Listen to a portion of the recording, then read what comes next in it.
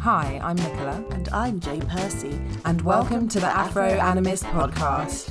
We are two animists and spiritual practitioners exploring the secular through the spiritual, discussing life experiences through a sacred lens. Each week we share our experiences and dive deep into everything in life, from philosophy, metaphysics, obeah, occultism, shamanism, culture, healing, nature, animism, the arts, pop culture, conspiracies, psychedelics and witchcraft. Nothing is off the table in these discussions, which aim to get to the heart of what it means to be spiritual and Afro-diasporic in an increasingly sterile and authoritarian world. We keep it real whilst exploring the biggest mysteries of our multiverse. Join us holding this space to laugh, cry, debate, build community and tear down oppressive structures.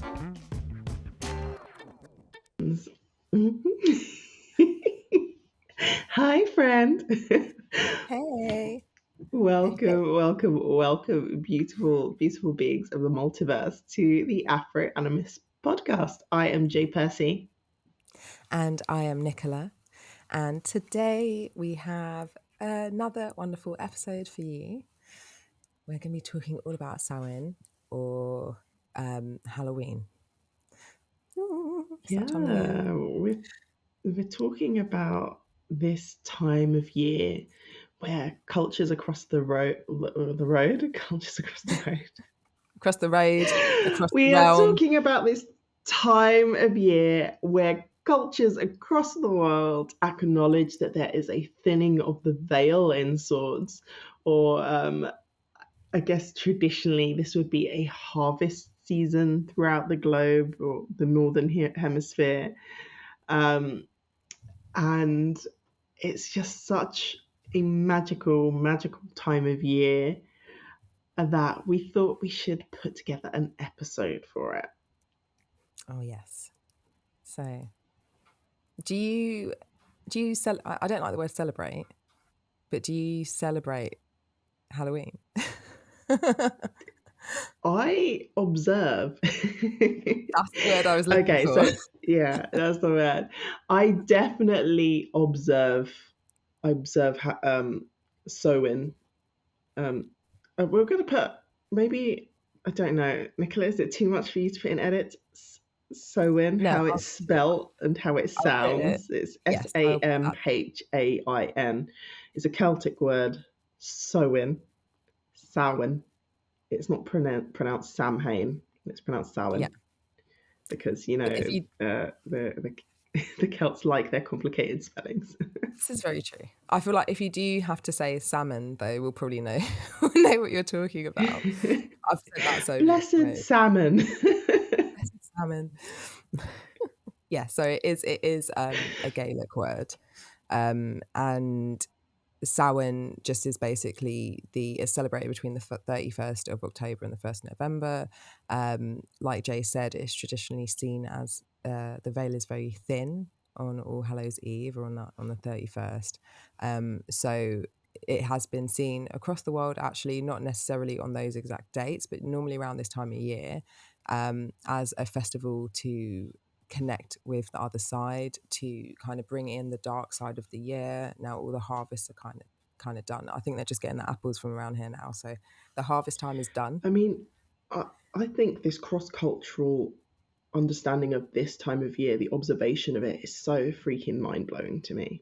So if we go to Mexico, Dia de la Muerto, Day of the Dead, that happens 1st of November. That is an indigenous holiday that, of course, when the Catholic Spaniards went over and threw in their Catholic nonsense, it's, of course, probably taken its own sort of deviation in the timeline there. But in essence, it is an indigenous holiday. Within the Christian church, you have this idea of All Hallows Eve, which is where we get the word Halloween from. All Hallows Eve replaced in the British Isles Samhain. So when the pagans were like putting out their candle, their burners and their apples and whatnot, the church weren't very happy that people were still celebrating this very, very pagan holiday. So they said, "Oh, you can have All Hallows Eve. You can have All Hallows Eve. This is your holiday. It's an All Souls Day." So they kind of like slapped that on top to syncretize it to get them to feel like they were following, I guess, the rituals of the new empire. And you see Mm-hmm. that similarly, Dia de la Muertos would have always existed. It just wouldn't have had the Spanish name.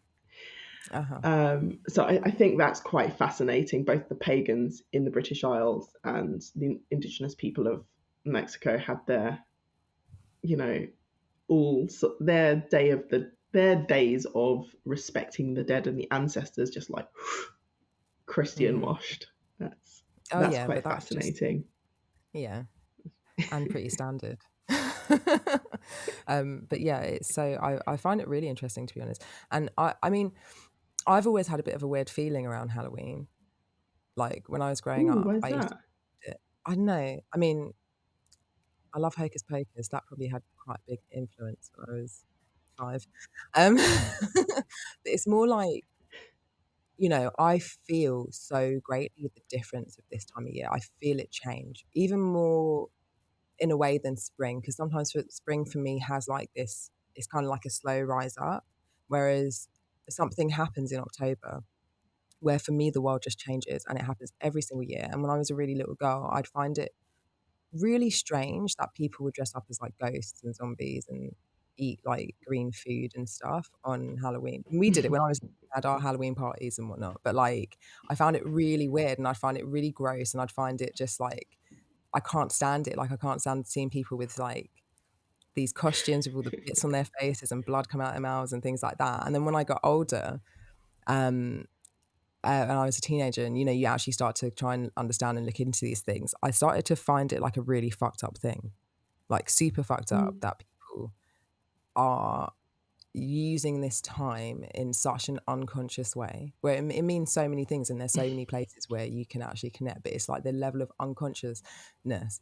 If you think about what we're saying, that the veil is thin on this night, or around this time of the year, and many different cultures recognize that. So then what do we do in our like westernized countries is we dress up as the As Duppy. darkest, scariest thing, exactly, as a duppy. And I'm just like, there's a level of manifestation um that Totes. I think is Yeah, important. there is a whole You know what I level mean? of manifestation in doing that. Like how, like the effort, especially like, and this is no offense to my American friends, because guys, you know how to celebrate stuff. Like you know how to celebrate stuff, but Yeah. like the way that the Americans, for example, get so, it's like such a big, big, big thing to dress your kid up as a zombie. Um, and I don't know, I just find that really, there's a little bit of me that finds it sad, if I'm honest, because I'm just like, there is this Yeah. time when you could actually sit there and you could use the beautiful thinness between the realms that's happening now to have some real connection. I feel, and that's why I said, like I just can feel the change in this time of year so much. I feel like if you step outside, if you look at the moon, like the last moon that we had, I was like, oh my God, Halloween is coming. Like, I can just see it. It's just everything changes. The whole vibe changes. Yeah. Yeah. I don't know why I'm just having a rant about this, but I just feel like we should just, kind of maybe No, sit down, you feel meditate, passionately about this, the not thinning of the manifest veil, stuff. and we've said thinning of the veil quite a few times now. Yeah. What would you describe the thinning of the veil as? What is it for some of our listeners who may not know? Okay. So I would explain that as there are so certain times a year, certain planetary alignments, certain seasons that we go through when obviously the energies change. So with All Hallows Eve or with Samhain, that this is traditionally seen as a time when the veil, or the, if you want to put it into a quantum kind of physics kind of way, the foam between the two realms, between the physical that we live in and between the spiritual, or between the spirit Mm. realm, whatever you believe, that is thin. So we can cross over in a way that it would be harder to do at other times a year. So this is just about learning how the energies flow and beginning to utilize those spaces. And this time of year, I feel like you can feel it. It's dark. What happens when it's dark? Like we want to slow down. We want to kind of go inside. For me, it always feels like a time of year to do self-reflection, man. Mm. So yeah. Does that answer the question? Yeah. I like this idea of it being a time for self-reflection because Mm. when it comes to, I guess, observing, like you said, your original question, how do I observe it? I guess, how do I observe it? Growing up as a kid, I grew up in a Caribbean household, guys, so I was not allowed to engage in trick or treating. Oh yeah. We were not. We were allowed to like give some sweets out at the door, I think, as we got a bit older, but we weren't allowed to go outside and engage or trick or treating. I think I went trick or treating once in my life, and I was 15, and I took my little sister out. And this is while I was staying at my dad's house. This isn't while I was staying at my mum's house, so I kind of didn't get to engage in that. But as in that point in my life, I was increasingly witchy. That is a time I'd use for like meditation and trying to talk to the other side, not really having the tools to know how to do so properly. Mhm. Now, similarly, I'm back to that point where I use this time to talk to the other side. So it's pretty standard practice with me. I'll set some kind of ritual bath for cleansing. I will Mhm. cleanse and clean my space. Um, and it's about connection with the ancestors for me. Now, there's this practice within a couple of different African traditional spiritualities. I believe hoodoo, Obia will also recognize this idea of like, I think, what was it called? Like a dumb supper, Oh yeah, yeah. where you will lay out like a plate for your ancestor, and you'll put like a picture by their plate, you'll serve them food, and you will have dinner around at the table in this quite like ceremonial way, um, Mm. while inviting your ancestors in to join on that space. And what I quite like about this is globally, anyone who would have recognised this thinning of the veil time of year, they would have used that as an opportunity to welcome in ancestors. Even the Celtic pagans, they would have used that as an Mhm. opportunity to invite the ancestors in, because that is the time where it's seen that they're going to be about, not these ghosts, not these ghoulies, but like your ancestors who have the opportunity to come and say hi.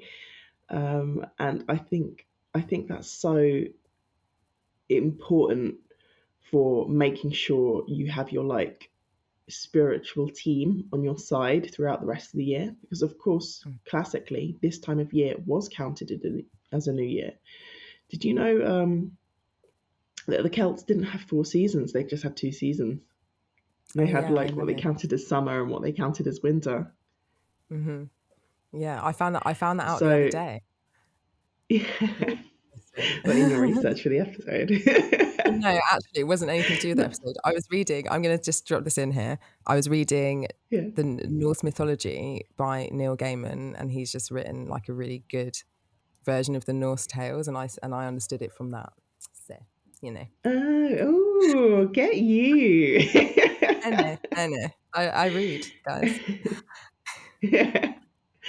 No, I think it is important to read outside of your immediate culture as well, because Hmm. it really does help well, it helped me to form this cohesive story of human history and human movement, which ultimately for me gives me more not esoteric knowledge. It gives me more knowledge in terms of the occult, because when you can trace all of these things back to an original point, you can see where it all starts to come from. And that's really useful. It's really useful if you're doing this work. Of course, keeping your practices within your own personal bounds, but Hmm. keeping your knowledge a bit more expansive is really good.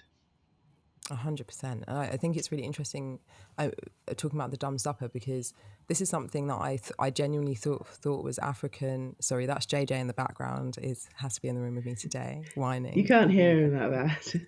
Okay, cool. But yeah, so traditionally, so I thought that a dumb supper was like a West Indian or a African kind of thing. Yeah. Like that's traditionally where it's from. But in my research today, I found out actually that so many cultures have something similar, and they think, and it's very very similar to things that the Ozarks had. And they also think there's similar in the Appalachian Mountains, similar practices and all this kind of these. So it's actually interesting. This, I feel like this is one of the kind of things that I think could be actually a very natural thing to feel and to think to do.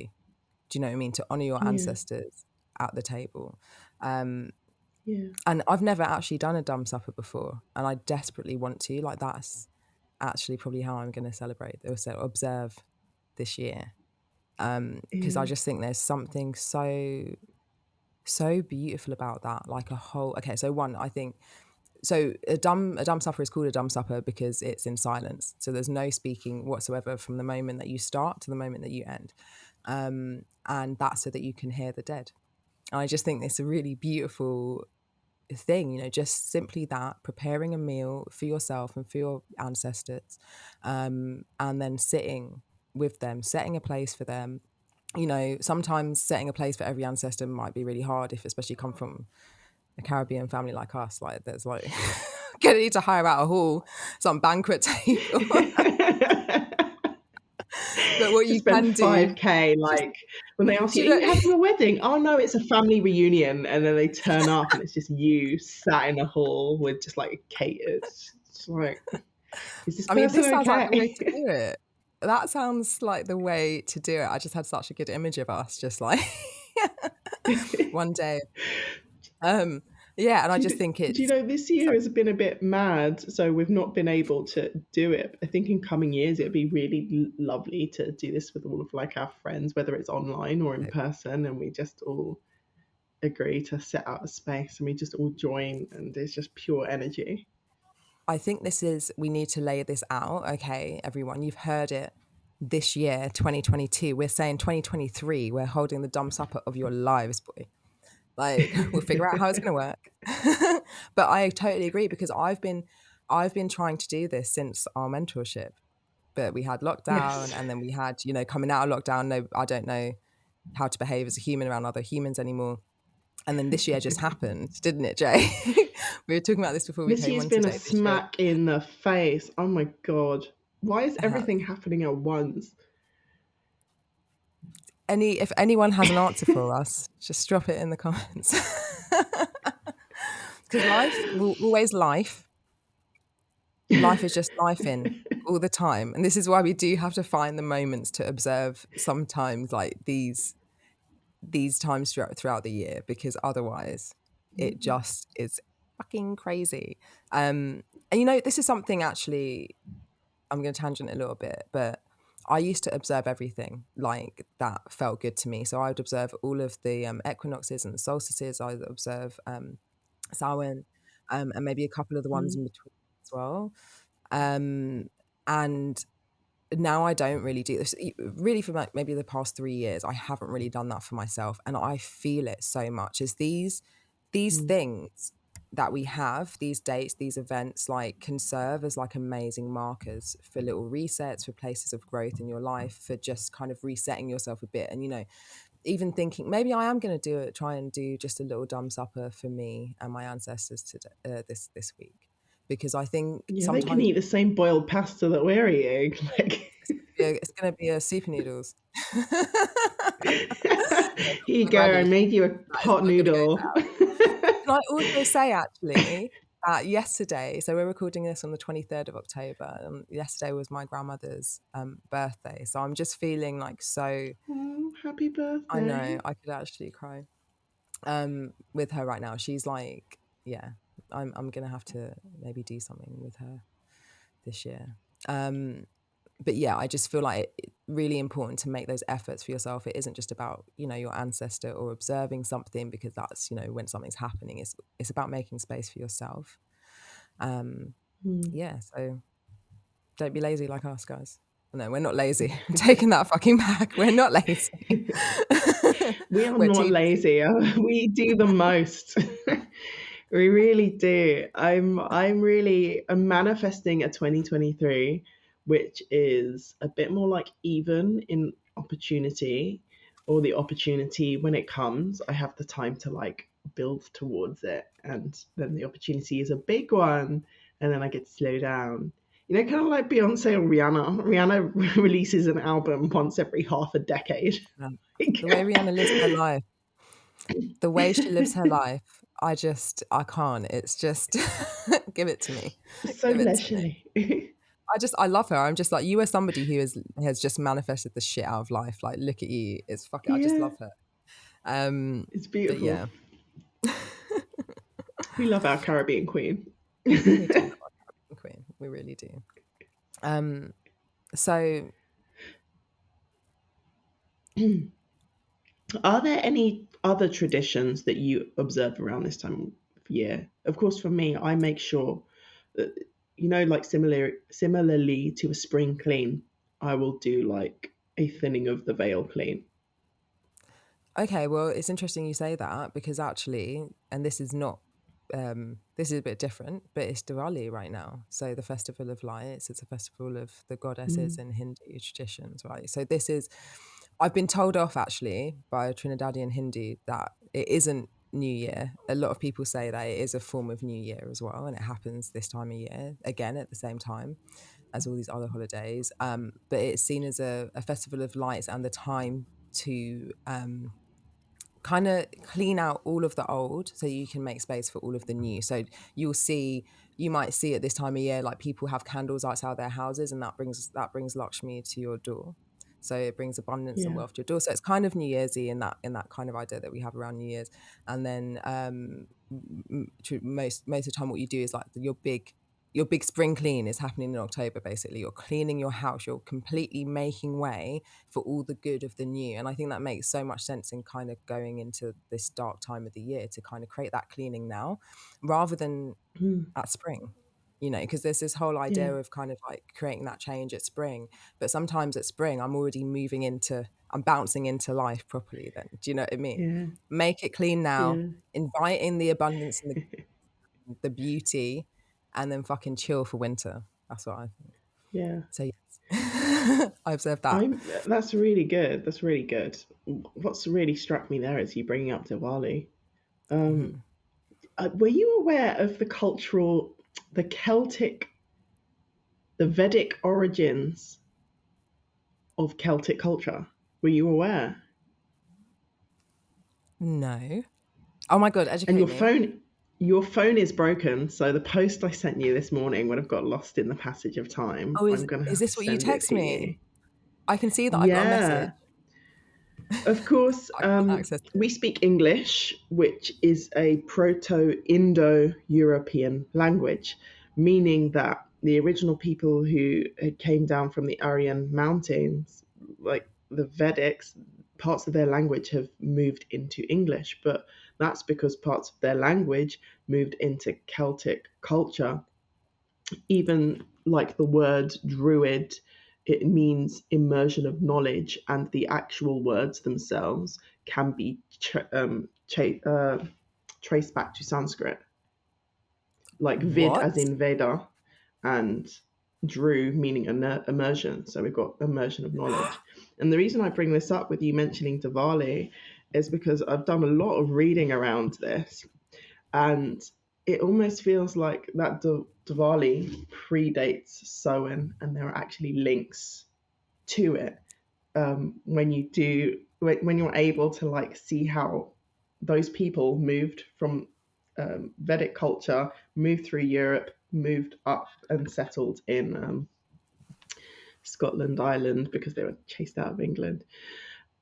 This is fascinating to me because years ago I saw this documentary on the BBC, and it was talking about Indian origins of Celtic culture. And I remember just being so freaking amazed. Like, oh my God, when they start to point it out, there are so many similarities. Like, in So many. the true Celtic pagan holidays mirror almost exactly in places the Vedic holidays, the Vedic calendar. Mhm. Even their calendar systems are done the same way. And it was a BBC documentary, and I've since looked for it. Oh, well, I was watching this on YouTube, and the comment section was just a bunch of really angry white people being likened to Indians.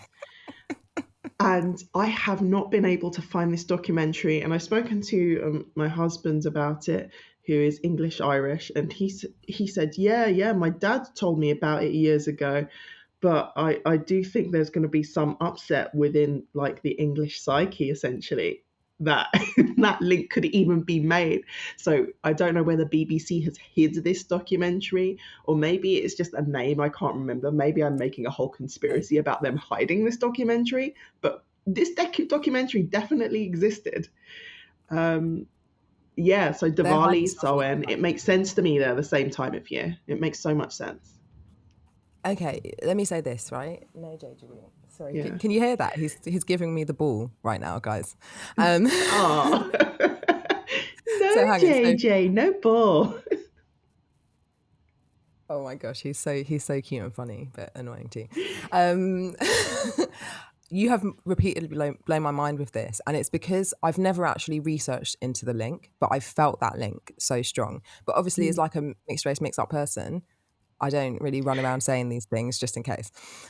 So one thing. So obviously, I spent a bit of time in India, and I've studied deeply and been initiated into some Vedic traditions. I feel in a way that most of my like study, like proper study, has been in the Vedic traditions. Yeah. So there's been this interesting crossover for me, obviously, with my shamanism, and then finding the way to find the shamanism of this country, or the closest we kind of have is the Celtic shamanism. One thing that I was taught about when I was in India with one of my teachers is she was really interesting. So we have like these different levels of gods, and you'll see it if you go to, like, I'm not recommending this, but if you go to the Hare Krishna temple in Oxford Street, then you'll see these murtis, or these the statues of the gods, right? And they don't look like the ones that you see now. So you're not seeing like you'll see Krishna there, Radha and Krishna, but you won't necessarily see any of the other ones. You'll see these old looking gods that are like almost look like cartoons. They almost look like something out of Studio Ghibli, like black face, big red eyes, big teeth, kind of like very, very, very, very fucking esoteric. Like when I see these statues, in Hindu tradition as well, they believe that, the reason they have their statue is because, same like when we're doing spell work, you bring the energy of that aspect into the model that you have. So I remember being in this temple and just being like, just completely blown by like the presence of those energies there in those murtis. So when I went to India and I was studying with a guru and for my yoga, one of my teachers was telling me about the village that we were in. We were in this beautiful village in the south of Kerala, so really far down in India. And it was just like jungle, gorgeous, gorgeous, gorgeous. And there was like these kind of old ancient temples that were completely outdoors. They didn't have any roofs. They were just like pillars. Like you could see all the kind of like things growing over them. And I was like, what are these? Because it literally looks like, the shit you find here, like fucking Stonehenge shit. Do you know what I mean? And they were like, oh, this is the original practice. So before we had like Lakshmi all in her sari and all of this kind of stuff, they actually worshipped nature spirits. So this kind of Hinduism comes from this really earthy, deep, rootsy practice, which is the same as any kind of shamanism that we have. And that really changed a lot of things for me. And it kind of brought those feelings that I had where these things were the same. It kind of allowed me to go, okay, well, I can understand the origin actually. So that makes so much sense what you're saying. I'm so much better educated now. But I think Now that because you've been initiated into Celtic shamanism and you've done your Vedic practices as well, I would urge you in particular to now line up the way they, their calendars, their the way that the sort of levels and the tiers of their deities. Take a look at all of those things, because you'll start to see that there are so many similarities. Even there are words in Sanskrit that appear in Gaelic and Celtic that are similar, have similar root words. In fact, let me pause this 1 second. Okay, so we can take a look at some of the words that they use. So excuse me if I'm not pronouncing this very well. I am English, and we are famously terrible at pronouncing shit. English not Yeah. by my own choice. If I had it my way, I'd have been born in Antigua in the sun. Oh, my So love. in Old Irish, we have the word Badhira, which means deaf, and in Sanskrit, we have Bodha, which means deaf. We Mm. have Naib, good, in Irish, and then we have Naib, holy, in Sanskrit. Um, the way that the Brahmins and the Druids would hold knowledge is through poetry that was all in Mhm. like 3-syllable bars, and both of them did that. They recognized the four interrelating worlds of existence: netherworld, earth realm, heavenly realm, of dead, and then demigods, and the white realm of supreme deities and energy source of stars. Um, yeah, it's just when you start to look at it and put it all together, it's just kind of what I found was really fascinating is the River Thames comes from the Celtic words Thamesis, meaning dark river, and Mhm. in the Ganges there's Temesa. It's a tributary of the Ganges. Thamesis, Temsa. It's like Ah, that's pretty much like for like. Yeah.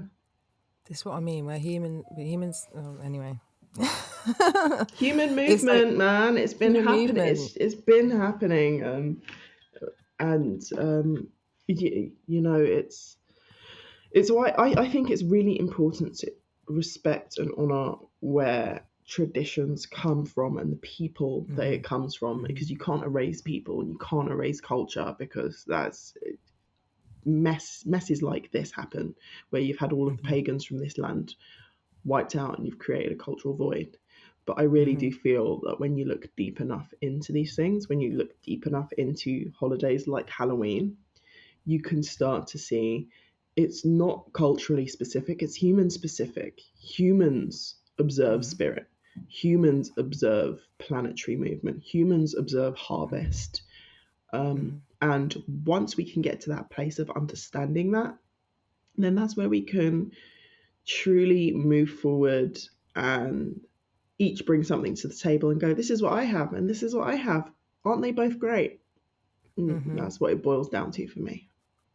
I totally agree, my darling. I totally agree. I find this aspect of things so interesting because I feel like that you, the more that you look past the first page, Mm-hmm. then you see the interconnectedness of everything. And you're right, it's just where, humans move. And so our practices move and Yeah. evolve and change in the lands that we move to. And I just, you know, it is really sad what's happened in this country, I think, because it's difficult to really be able to find the things that you can do as like an English person, I feel like it's I do feel like there's space though for everybody to find a practice culturally in regards to this anyway when it comes to ancestor, because essentially what we're talking about with this is a kind of ancestor veneration, respect of those who've come before, and just Mm. appreciating the difference in energies that happens at this time of year. I feel like anybody can find a practice within that would suit them and would suit them culturally, and what makes sense for them. Yeah, and you have to like whether it is you dressing up your kid as a zombie, carving a pumpkin, or setting out a plate for your ancestor. Yeah, just make it meaningful, guys. Make it meaningful to you. Make it Yeah. make it a yearly occasion. Mark it. Heck, where do traditions come from? They've started by someone. Start your own tradition. Start your own culture. Start something that Hmm. can be carried down through your family, in a way Yes. that makes sense with your life, and perhaps then your descendants will add on to that as time goes on, and next thing you know, you've got two different timelines of the same same Same. I cultural know. practice. Who knows? I think that's a really beautiful suggestion, though, as well. Mm. So I'm going to say this to my lovely listeners. Oh, can you hear JJ? He wants another No. walk.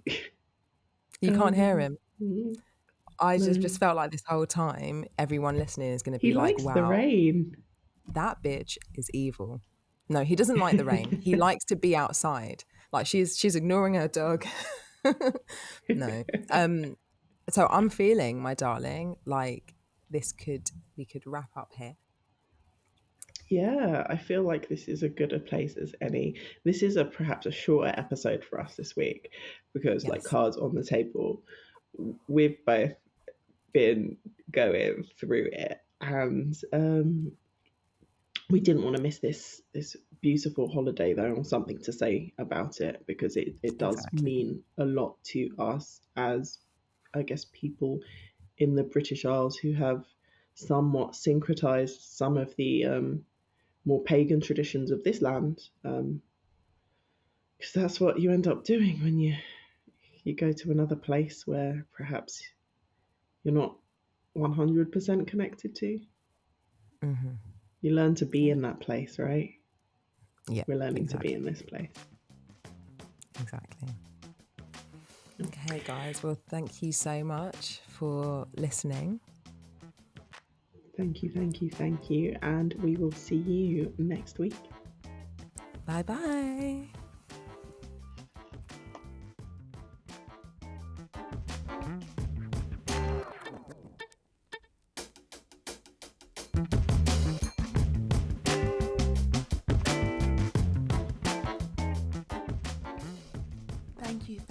Thank you, beautiful being of the multiverse, for joining us on the Afro Animist Podcast. If you want to get stuck into the conversation or have a question about anything we speak about here, join our mailing list and find us on our socials. On TikTok and Instagram, find us at the Afro Animist Podcast. On Twitter, you can find us at Afro Animist. If you're listening to us on Spotify or Apple Music, you can also find this talk on YouTube. Just search for us and we will pop up as if by magic. If you're loving what we're talking about here, share, like, and subscribe. And remember to leave us a thumbs up or 5-star rating on your favourite platform.